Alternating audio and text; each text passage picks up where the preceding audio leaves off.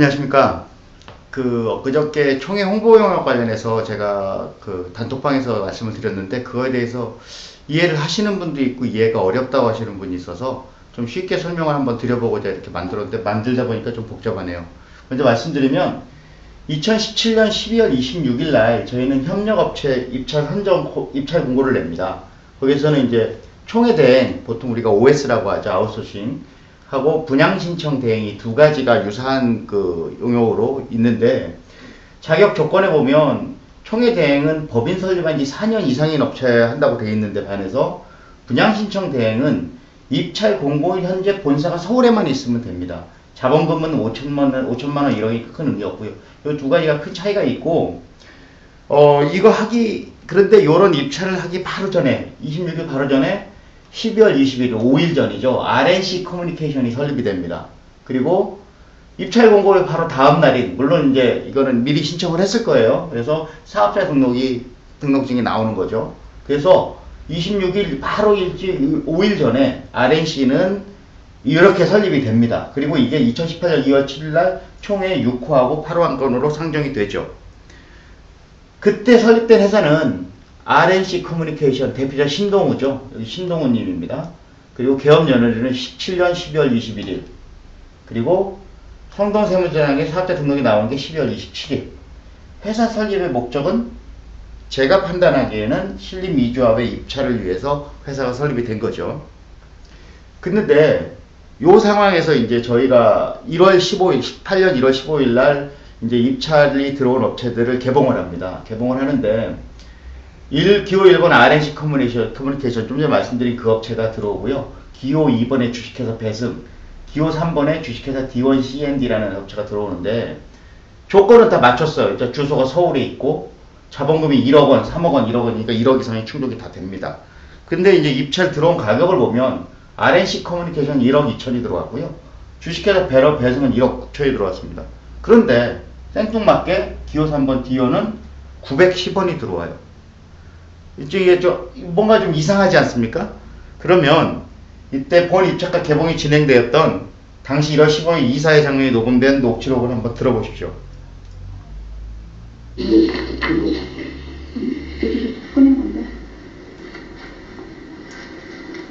뭐 3만 원보다 아니고 왜 이거? 근데요? 910원이 들어왔네. 910원? 910원?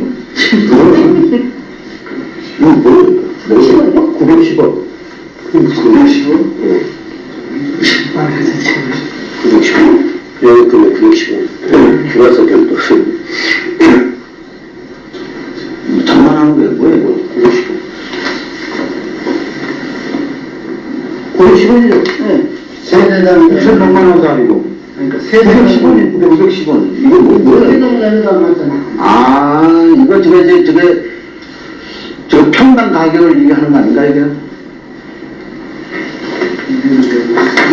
알아보기 쉽게 써야 되는데 그런 것도 없이 그냥 910원. 아, 용역 금액이 1금 910원하고, 고가세설하고, 이제 특이사항은 제곱미터당 대지 95,795.2 중 해당 9579.2 곱하기 910 한번 해보게 얼마나 9579.2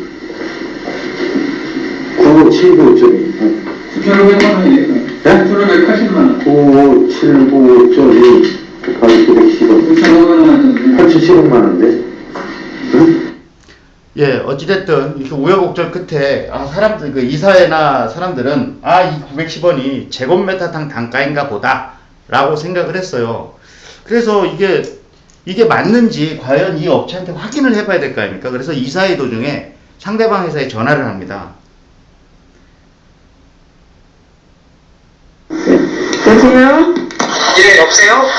저희가 입찰 제안서를 개봉을 했는데, 예, 보니까 용역 금액이 910원으로 써 있어서, 예, 저희가 이걸 어떻게 이해를 해야 되나 확인하려고 전화드렸거든요. 입찰 지침서에 보면은요.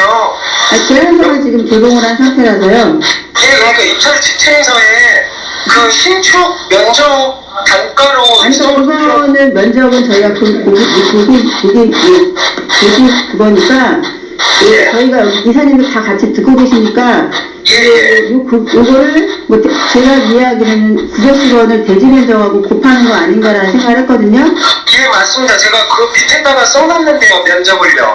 예, 그러니까 그러면 이거 예, 곱하면 됩니다. 좀 찍어주면 저희가 이해하기에 편할 텐데 용역금액 910원 곱하기 대지 면적으로 이해하면 되고요. 예. 예, 그럼 여기가 그 용역 수용하는 범위가 인건비만 지금 쓰는 건가요? 예, 맞습니다. 인건비만 쓰신 거예요? 예. 계약서에 용역 범위 나와 있는데요. 네, 알겠습니다. 예. 네. 네. 이 용역 직원 그 상대방 회사에 보면 그 입찰 지침서에 그렇게 써 있어도 자기네는 그걸 따랐다 이런 얘기가 들려요. 그래서 저는 사실 이사의 녹음 내용을 들으면서 이거 뭔가 좀 이상한데? 라는 그런 생각을 해서 당시 우리가 제공했던 입찰 지침서를 정보공개 요청을 했습니다. 그래서 입찰 참여 지침서에 보면은 이렇게 입찰 참여 신청서 등의 작성 방법이 이렇게 나와 있어. 이게 우리 조합이 준 겁니다. 그래서 요거 내용이 입찰 금액 제안서의 기준 단가는 1제곱미터당 기준 단가 금액을 기재해 제출하여야 한다. 제곱미터당 단가를 제출해야 된다는 겁니다. 제출해도 좋다가 아니고 하여야 한다예요. 자, 그러면 얘들은 뭡니까? 얘들은 입찰 지침서를 보내드린가요? 안 보내드린가요? 안 본 거예요. 왜? RNC는 이 입찰을 위해서 만든 회사니까 자기는 얼마가 쓰든지 자기네들은 그냥 되는 거예요. 그리고 얘들은 RNC가 저기 어깨동무하려고 데려다 놨겠죠. 미래CM의 박정무가 얘기했듯이 어깨동무하려를 데려왔을 거 아닙니까? 똑같은 걸로. 근데 얘는 이 D1 C&D는 이런 걸 몰랐던 거예요. 그러니까 저거를 홍보 대행을 하려면 얼마 정도 사람이 필요한데 그거를 역으로 산출하려면 얼마쯤 제곱미터당 얼마쯤 내야 될까 해서 910원을 낸 겁니다. 자, 그럼 입찰 지침을 제대로 준수한 업체는 여기인가요? 아니면 얘네 둘인가요? 여기입니다. 얘들은 지침서도 안 보고 쓴 애들이에요. 맞죠? 자, 그래서 다시 가면은 여기가 이제 결국 1억 2,100, 1억 2,010만원, 1억 6,400 금액 차이가 많이 납니다. 그리고 여기는 입찰가에 910원 해가지고 자세하게 보면 8,717만원 그리고 가로 열고 인건비만 이렇게 나와요. 이렇게 해서 이 상태로 대의원회에 올리기로 한 겁니다. 일단 3개 업체가 입찰에 들어왔으니까 이사회에서는 이 3개 업체가 적격하냐 아니냐만 판단해서 대의원회에 올리는 거죠. 자, 이대로 총회 상정을 하면 만약에 이 3개 업체가 대의원을 통과해서 총회로 가면 당연히 사람들이 이 3번을 선택할 거 아닙니까? 금액 차이가 나니까. 근데 그래서는 안 되겠죠. 왜 안 됩니까? 이 업체 때문에 안 되는 거예요. 아까 5일 전에 만든 이 회사 RNC. 이 회사를 만들면 이 회사를 만든 목적 달성이 불가하잖아요. 만약에 3번이 당선이 되면. 그래서 그렇게 안 하는 방법을 찾습니다. 자, 그러면 총회가 본선이라면 대의원은 예선전이에요. 거기서 2군데로 축소시키는 방법을 쓰면 됩니다. 그래서 대의원의 안건에 이렇게 했어요. 입찰 공고를 하였고 그 결과 다음과 같이 3개 업체가 입찰에 참여하여 이사회 결의로 참여업체 전부를 대의원회에 상정하기로 하였으며 대의원회에서 참여업체 중 투표를 통해 다득표 순으로 2개 업체를 선정하여 총회에서 1개 업체를 선정하고자 하며 첨부된 계약서를 기초로 협의 후 계약 체계를 승인받고자 합니다. 그러니 대의원님이 이 3개 중에 2개를 선택해 주세요. 이런 얘기예요. 이사회는 3개고 대의원에 3개 가는데 대의원에 하나를 잘라서 총회 2개를 올리고 총회에서 하나를 업체를 선정하는 절차를 밟겠다는 얘기입니다. 자, 근데 요대로 올라가면 1억 2천, 1억 6천, 8,700 이렇게 가면 대의원들이 여기 떨어뜨리고 여기 2개 뽑지 않겠습니까? 대의원들도 아니 그 조합에서 여기 뽑아주세요 한다고 무조건 뽑아주지는 않을 거예요. 그분들도 다 자기 생각이 있는데 그분들도 합리적이다라고 생각하는 거를 선택하실 겁니다. 그래서 만약에 얘들이 떨어지면 이렇게 총회하면 또 여기가 되겠죠. 그러면 안 되잖아요. 큰일 납니다. 그래서 무슨 방법을 쓰냐면 이 기호 3번 D1 C&D는 8,700만 원입니다. 그런데 인건비만 이러는 거예요. 자, 인건비만이면 인건비 말고 나머지는 얼마인지는 모르잖아요. 자, 그러면 분명히 OS가 이때도 열심히 활동을 했겠죠. 그 서명결에서 한 60장 받으러 700만 원 들여가면서 열심히 받았을 거예요. 그 중에 한 분은 여기에 포함된 이 대표님이십니다. 신동호 대표.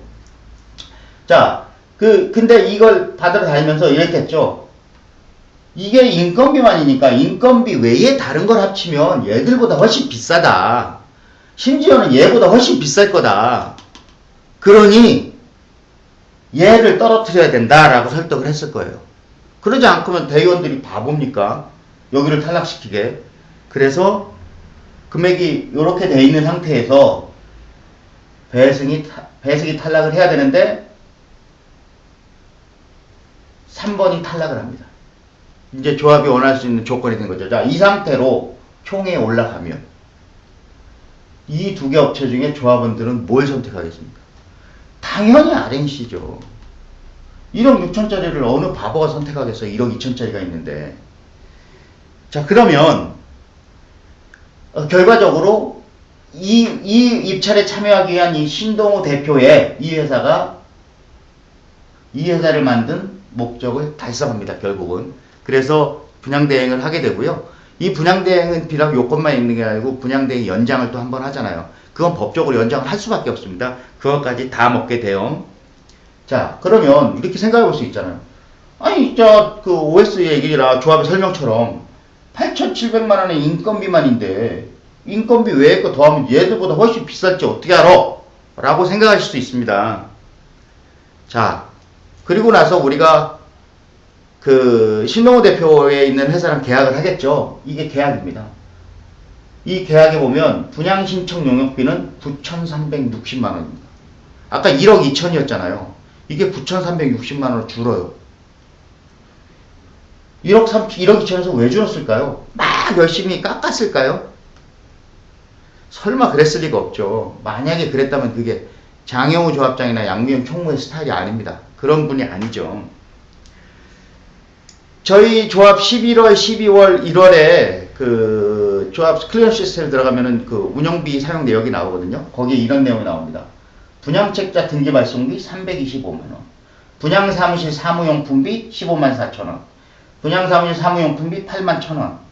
등등등등등 쭉 있어요. 심지어는 이거는 분리가 안 돼서 제가 여기 말씀을 안 드립니다만은 작년 12월 달에 우리 조합의 광열비, 그러니까 전기 수도세겠죠. 그게 250만원 나옵니다.